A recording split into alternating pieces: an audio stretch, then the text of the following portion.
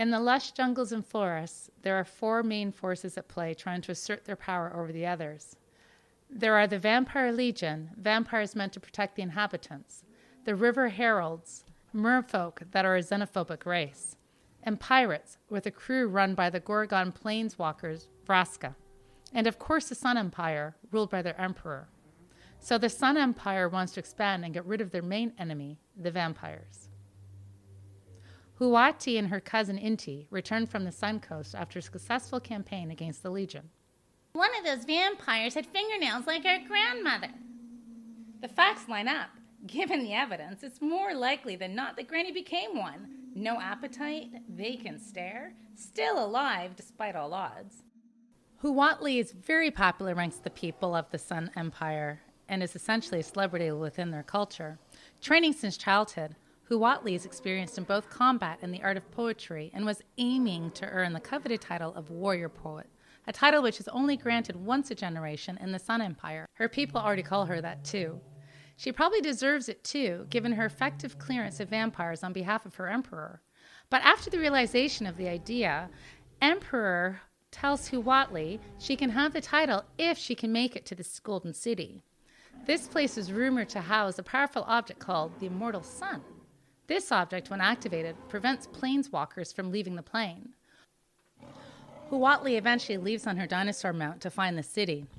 In her attempt to locate any clues for finding the city, Huatli runs into one of the huge minotaur planewalkers, Angrath.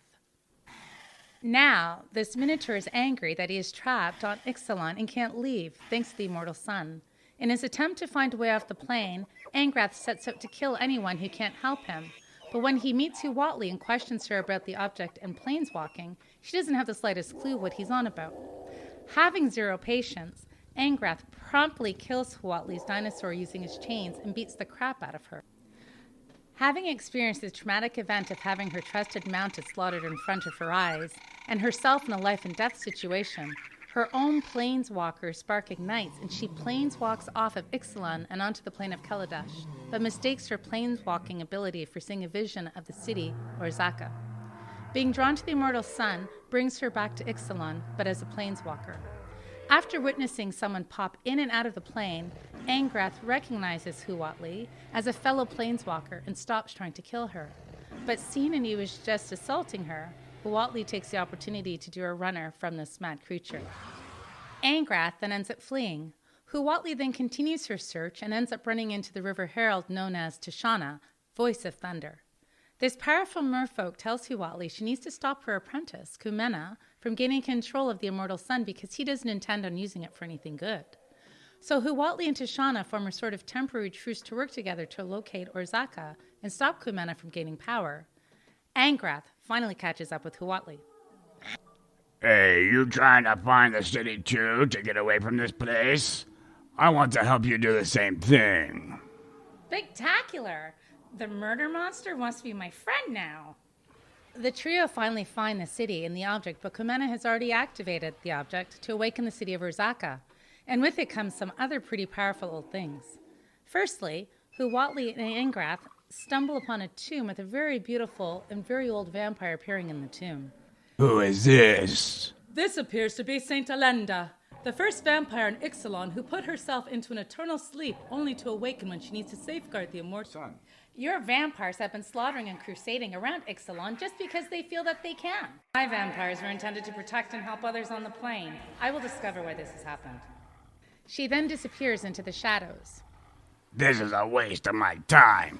I came here to find the sun so I can get off this wretched place, and all you want to do is help these people. Well, that's too bad, Monster Boy. You should just sit and wait till we get this worked out.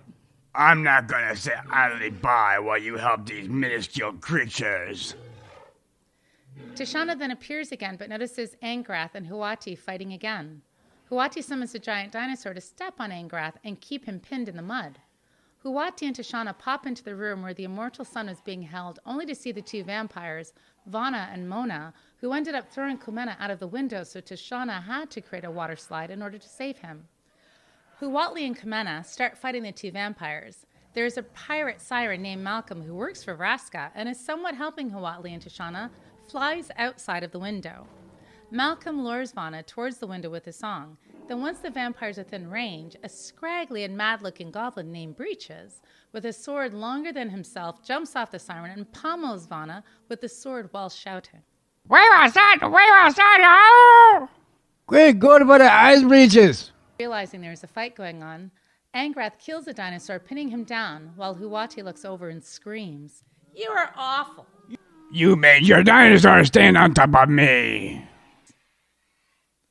At this point, everyone, Huati, Tishana, Angrath, and Vanna, make a dash to grab the immortal sun for themselves.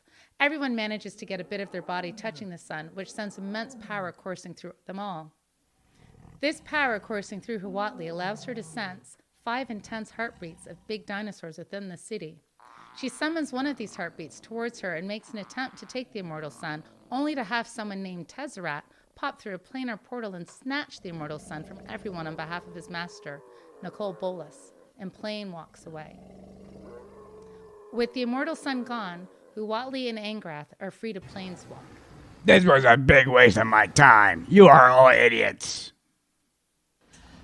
With the sun gone also means that one of the main factions of Ixalan can't gain immense power to use against the others. So this keeps the plane on a bit more of an even playing field for the time being.